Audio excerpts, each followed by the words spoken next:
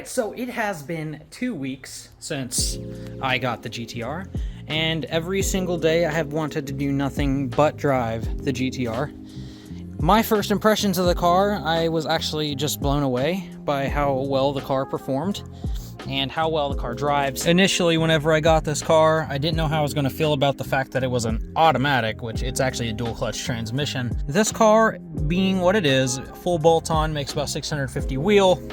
It's an absolute machine, and I have to actually handle the car. Now, there's been plenty of times with people who talk about GTRs being not fun to drive. There's no soul, they're soulless, and it's basically just, you got a controller and it's like playing a simulation video game. And I'm here to tell you right now that that is 100% not true at all. This car right here, with traction control off, will torque steer you off the road if you're not holding on, if you're not ready to steer the car. For those of you that saw the last video, I got these new wheels for it about 4 days after I got the car, and they are 345 Michelin Pilot Sport 4S on the back, and then 295s on the front. When this car fully comes into power, it's making about 620 foot-pounds of torque, and I'm telling you right now, it blows all four wheels off the car in second gear, which is absolutely insane. So some of the other first impressions that I have, the steering is absolutely insane. I will be doing a beautiful spirited drive in this car actually tonight, because I enjoy the car so much, I just want to drive it all the time. The braking system is incredible. This car does have upgraded J-hook brakes, which the brakes on this car, when you do a brake job, it's about $2,000. So most of the time people get away from the drilled rotors on the OEM brakes because they tend to crack, and that goes with any rotors that are drilled. I tend to stay away from the rotors that are drilled and slotted, and I try to just go with a slotted rotor. But the J-hooks are one of the best that you can do for an R35. But the braking system in this is absolutely incredible. It's so phenomenal. I have had zero issue stopping from 130 plus speeds, and it stops insanely fast. Some of the other things, the door handles are freaking awesome. I like how sleek they are. I tend to open the door and then pull the door open from the inside of the actual door itself, just because I'm worried about breaking these. I have no idea how much these are. Don't really want to look up. These cars have a GTR tax, so it's kind of a real problem. So here's pushing the start button. This thing has lots and lots of tech. Now, I know that's probably one of the big reasons why people talk about it being like just driving a computer, and I guess I can understand where they're coming from, but the technology that's in the car is actually just crazy. So there's so many different things that you can actually look at while you're driving the car, and there's a lot of customizability that you can do. So here is like the main screen. This is what I actually just look at normally. This shows the coolant temp, boost pressure, oil temp for the transmission and engine, oil pressure for the transmission and engine. And these are all very important things that you need to look at. These are what the engineers have set up. So the red marks where the bars are red, that's where you're probably worried. You shouldn't have them anywhere near in those areas. So oil temp, if it's getting that high, you're at risk of damaging stuff. If you're starting to get up to about 230 degrees, you're also at risk of damaging stuff. Same with the oil temp for the transmission and trans pressure. If you're getting down low oil trans pressure, your solenoids are probably going to stop working. So right here, we got this is a torque split gauge, which is actually really nice to look at when you're driving the car, because you can see about where the car is going to try to switch you to all-wheel drive and then put you back to rear-wheel drive. So the reason the car is so incredibly responsive and puts power down so well is when it recognizes that your wheel's spinning, it'll automatically engage the front wheels, so it'll take away from the wheel spin and you'll continue to accelerate. When you're driving this, you can watch the torque gauge go up and down until it gets down to rear-wheel drive when you're like fully on it, up to speeds where you're not going to lose traction on the wheels. It's one of the coolest things ever to watch that happen, because you know when the all-wheel drive is coming on.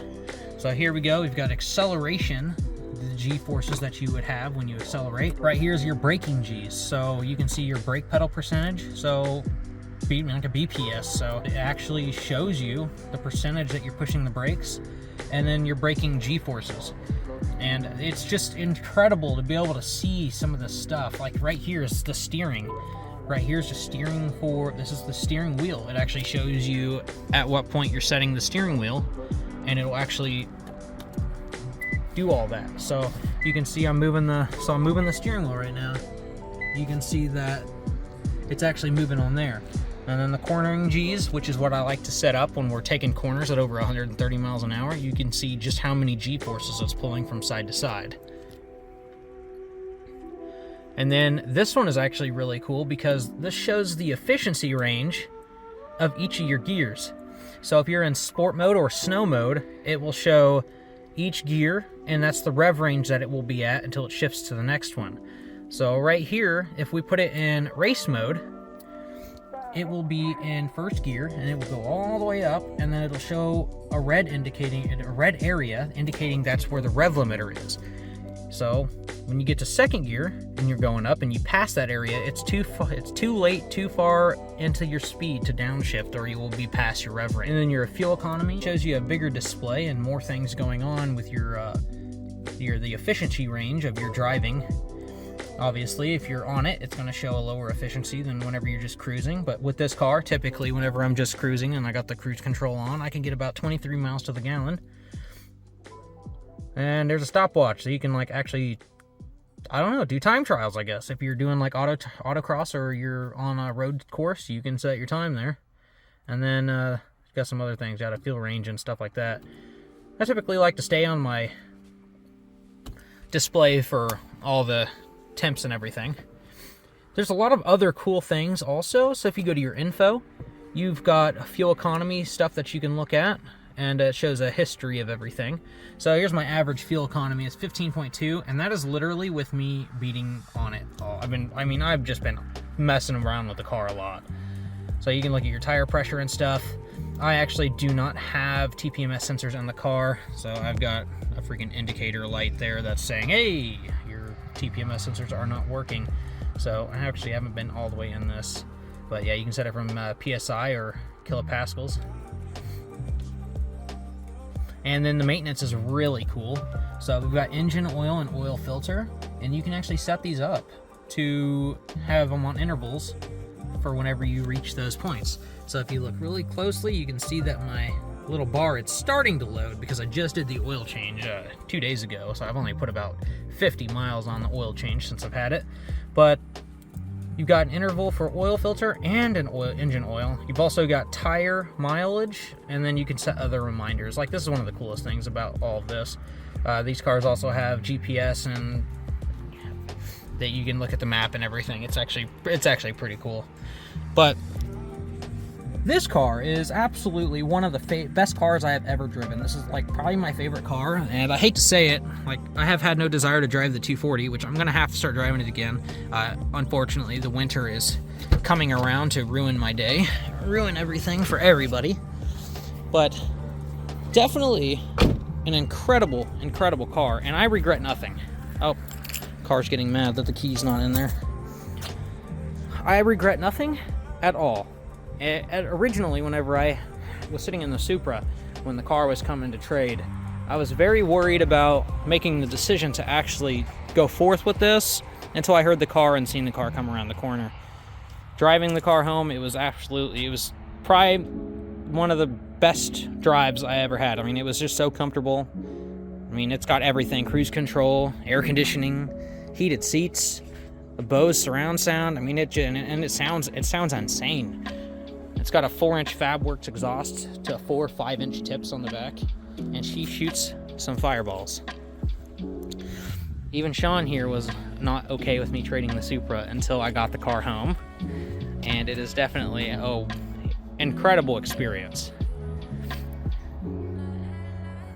What do you think of the car? I would agree. I want one. I wish I could buy one. I for the longest time, all these years, when this car was first announced, and I started seeing these cars be built in Germany, and they were out running Bugattis and stuff, I thought it was just like the coolest thing ever.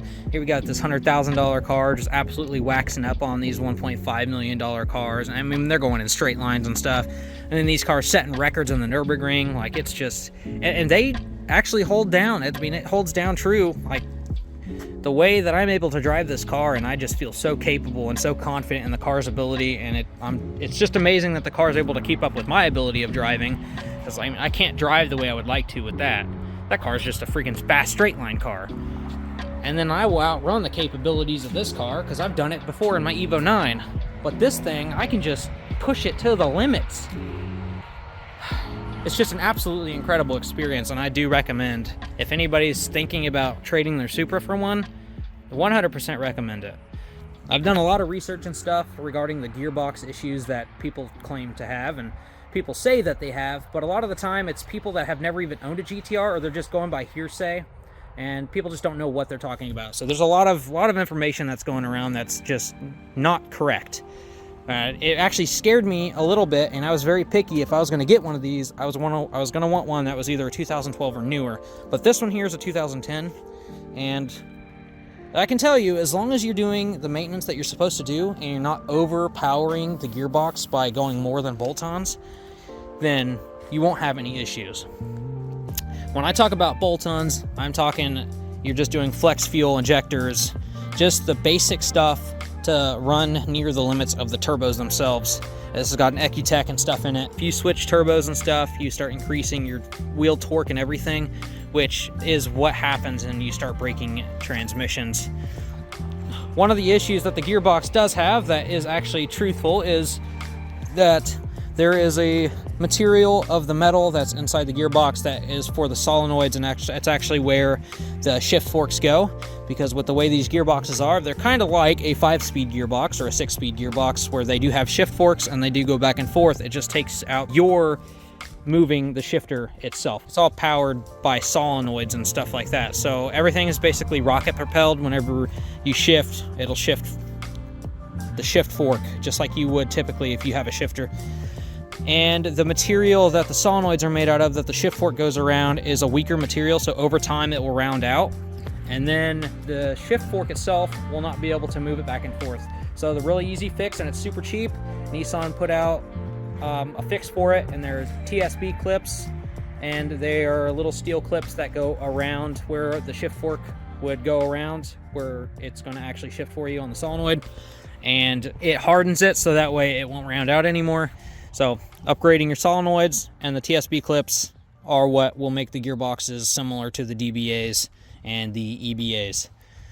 But yep, that is my first thoughts on this car for the first couple weeks of owning it.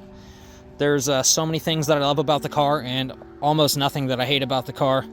But the only thing I hate so far right now is the fact that for whatever reason these headlights are just terrible.